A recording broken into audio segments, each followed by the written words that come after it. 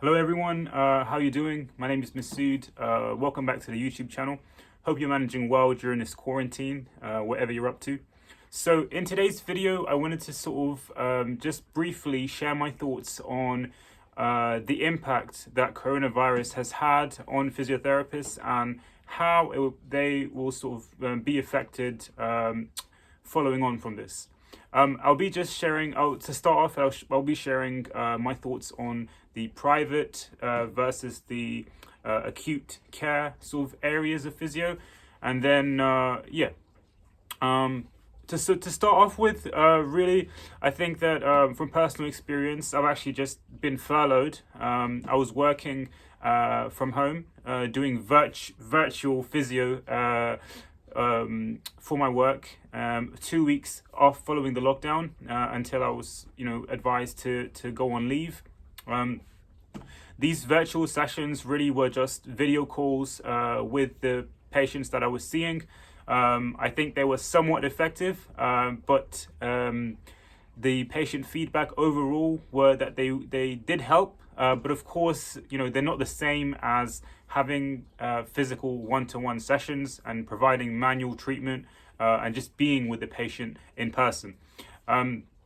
But I think that the patients appreciated that, and the things you are able to do is, of course, you're still able to sort of assess them subjectively and maybe do a bit of objective assessment via the video call. But again, it's not really that perfect. You kind of just have to have very clear communication skills.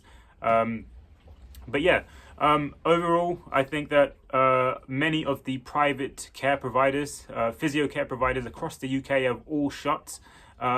And if they are still operating, I think the only way they would be is through virtual sessions, because, under these measures, you're not really allowed to be very close to anyone.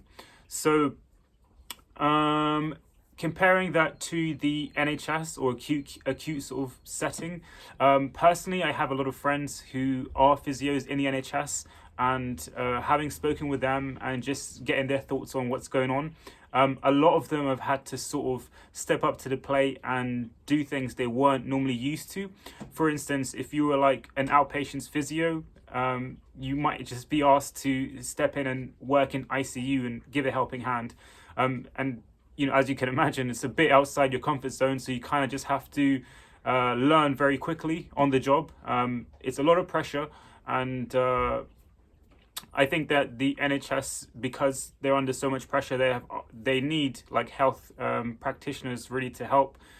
So that's kind of like the only thing they can do. And I think it's an unprecedented time, really. Nobody could sort of have guessed this was going to happen.